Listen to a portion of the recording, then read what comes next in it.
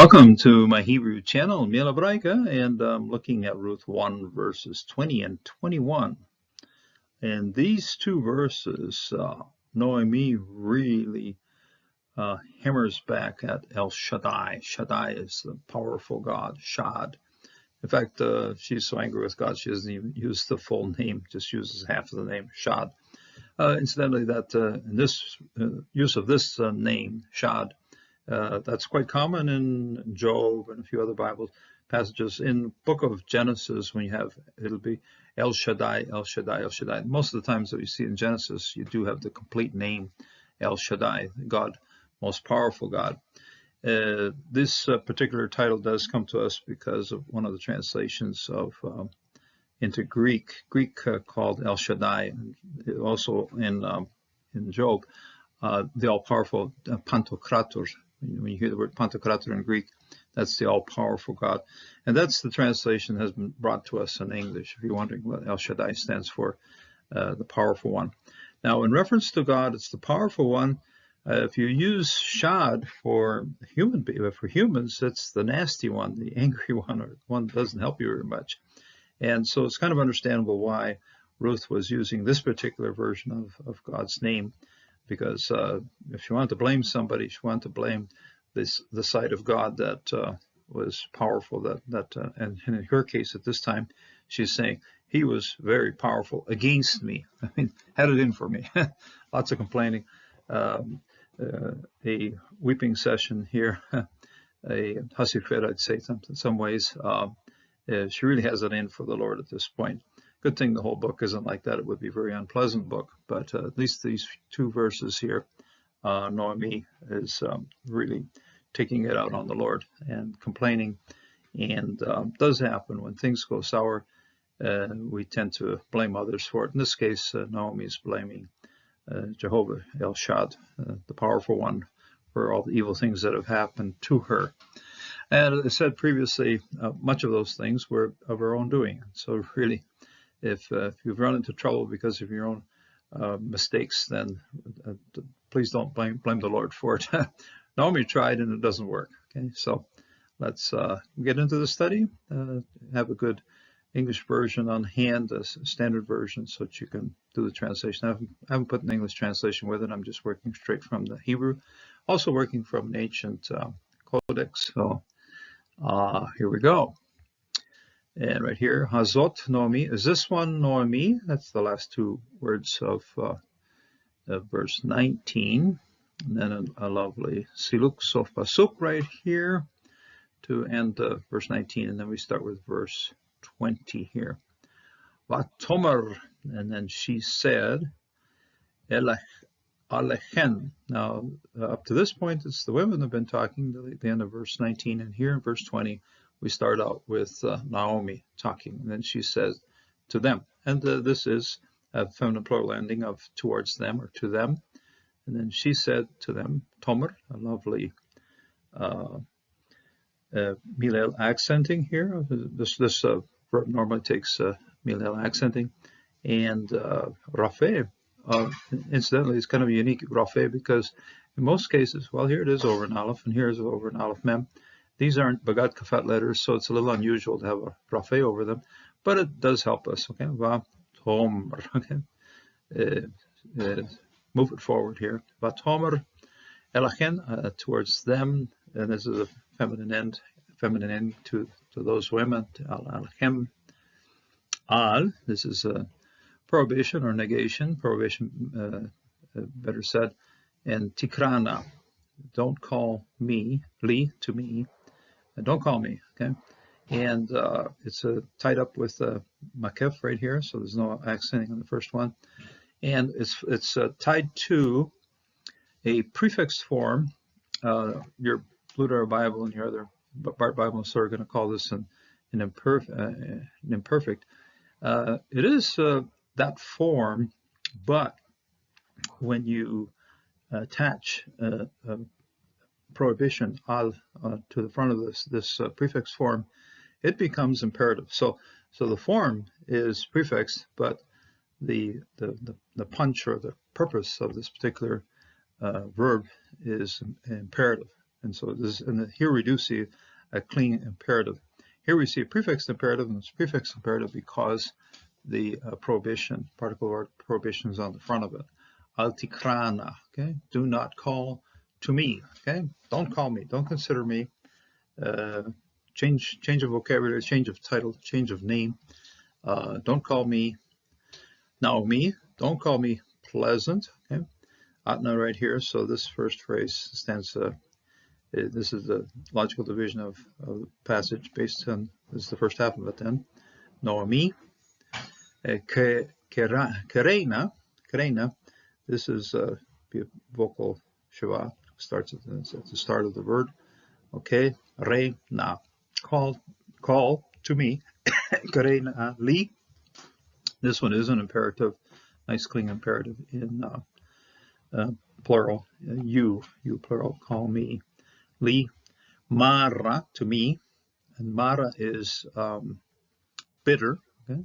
Bitterness, and I think one of the apps calls this an adjective. It is actually just simply a noun. I think Luther about this called it nouns correctly to define it or speak of it as a noun or name.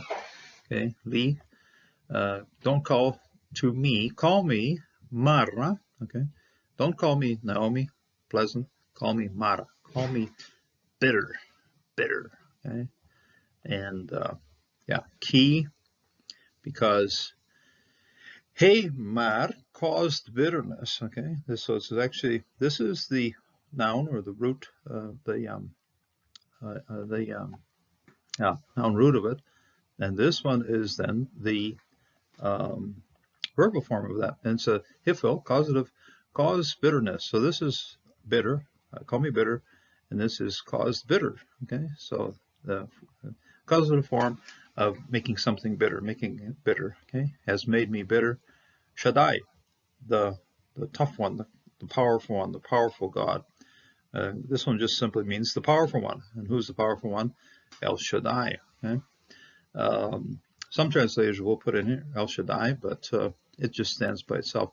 At this point, Naomi is willing to use what you would call the powerful or nasty side of the word and leave off El. Okay, he's not El Shaddai, he's just Shaddai. He's just a nasty one. He's the powerful one, and he's caused me trouble. So El Shaddai.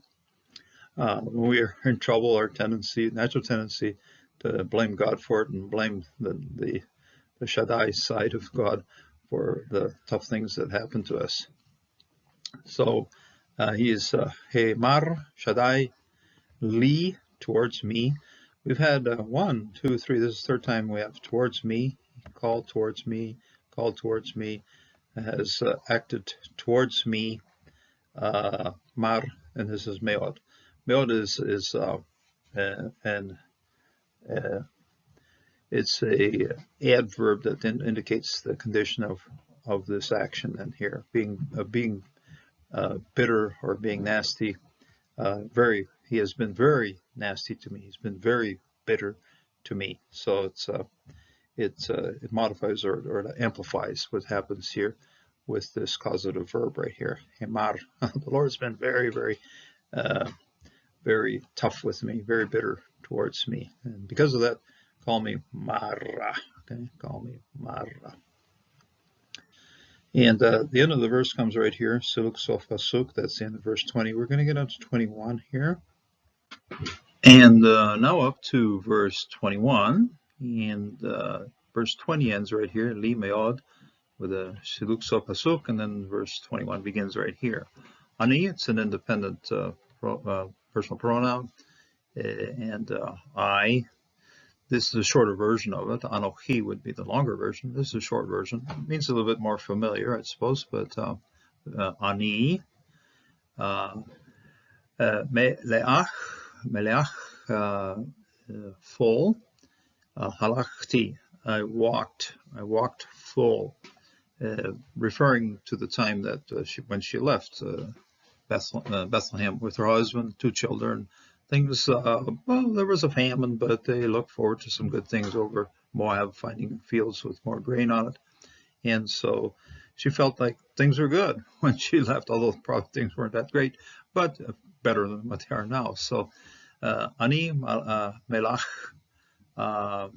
and Malay is to fill up. Okay, you find it in one way of remembering is a tower that's filled up with stones is a milo. Okay, same root, mem lamed aleph. So it's a very well-known root of being filled or full. Okay? And you find it from the tower. These towers filled with rocks were known as milos. So milach, I was full. Halachti, and I walked. I went. Suffix form of halach. The full root here is right here, which you would find in a dictionary, hey lamed kaf, and so that's the full root in the front here, and then it has a suffix, first person singular, suffixed form in first person singular. Ve rikam, and then empty, okay, empty. He shivani, he caused me to return, okay, he caused to return me. So this is a hifil, causative form, third person verb he, and the reference here then is Jehovah. Okay, Jehovah caused me to return. Rikam, he returned empty. Jehovah brought me back empty. This is Jehovah's fault. This is we're going to throw the blame. We're a bit of blame throwing here, and we're going to throw the blame at Jehovah, and he's a tough one here. Because, in fact, not just his personal name is going to be used here, his other name, namely Shad, is going to be used here as well. It appears twice in our passage, one in verse 20 and the other one in verse 21.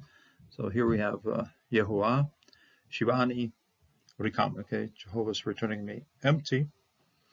Adna, so this divides, this is the logical division of this particular first verse. And then Lama is why. Tikreina, why call, and then this is prefix. The root is kofresh aleph, and then feminine prefix, and then a feminine plural ending. Okay, why are you calling? Why would you call? Okay, li, to me. Why would you call to me? Naomi, why would you call me Naomi? Why would you call me pleasant? Because hey. Yehovah and Jehovah, Anna has responded. Now we're going to get into the second chapter, and when Boaz is talking to the workers, or the guy in charge of his workers, Nashiv, he questions and he answers, and there's in a conversation that can be just simply answer to a question or talking one to another back and forth. No, this one here has got a lot more baggage to it. It's got a lot more power to it. He has responded heavily against me. He's gone against me. He doesn't like me anymore. He's gone against me. He's responded in a very difficult way. He has sent me out. I went out full, and he returned me empty. In other words, his response to my life has not been good. So really, Naomi has it in for the Lord right here. He has answered against me. Okay, this also is used in what we would call a court setting. Judges and people who have to decide things. He has testified against me. He's gone against me in what he says and what he does, both. Okay, so Ana B, Jehovah has gone against me, he's testified against me, he's had it in for me. So, Ana B. The full root is, you will see in the dictionary, ayin, dun, hey. Sometimes the hey goes through apocope here, but that can happen. But it's the full root here, okay? Ana. He has answered, he has responded against me. Shaddai, and Shaddai, notice she doesn't say El Shaddai. Leave this whole matter of him being God to one side. We're just going to use the half of the name here. Shaddai, the tough one, and Hera. Now, this is, he has gone hard. He has been rough with me. He's now in human with when you're talking like Psalm 1 and talking comparison good people and bad people, this is actually used for bad people. We're not going to want to call Shaddai bad, but it's at least somebody who's been very, very, very tough. In other words, that's as far as we can say as to the meaning of Hera. He has become very, very tough with me. Okay, he's become very, very stringent or angry or whatever you want to call it. He's become very tough with me. Li. We have a siluk. Don't have a sof pasuk here, so this is the end of the verse 21. Verse 22 begins over here. So it is an abbreviated way of sort of stopping this particular passage just with a siluk. Our scribe does that once in a while. So there it is. Wow. If you want to find something bitter, if you want to find some blame placing, you want to find making excuses for yourself, if you want to push onto the Lord your own bitterness, here it is. Good thing the whole story isn't written like this or as it is a major theme. This is what Naomi felt like in and of herself and in the time that she was in a sense disobedient to the Lord. So what we have here is you're kind of touching rock bottom. You're really, this is as bad as it gets, and this is how bad it can get when you aren't looking to the Lord, when you're trying to escape the Lord, when you're trying to head off into a foreign country away from the Lord. This is what happens to you. And so from here we touch rock bottom in terms of the feelings, in terms of what's happening to Naomi. And from here, the next verse is one transition verse, finishing off or arriving at the start of the harvest. And then there will be one more verse here in the first chapter. And then we start on chapter 2, and that chapter introduces Boaz. So from here, the story has touched rock bottom, and from here we're going on up into redemption, into finding the joy in the Lord again, into finding a place, a position, name, inheritance, blessings. All those good things come towards us now from here on. If we stay in the bottom, if we sit there just crying about ourselves all the time, it can be a very, very depressing scenario. It was probably for a little while, but the Lord responded, and the Lord pulled Naomi out of her bad place and placed her up in a good spot. So when you feel down, when you feel oppressed, when you feel tired, when you feel at that point, just take cognizance of what your relationship should be to the Lord, and ask Him to pull you out of that deep, deep hole and put you up on a strong place. And we know that strong place, the rock, is our Lord Jesus. So if you're finding yourself feeling sorry for yourself, look to Jesus and put your feet on that rock and stand firm. So may God bless and may God strengthen you in this day. Until the next time.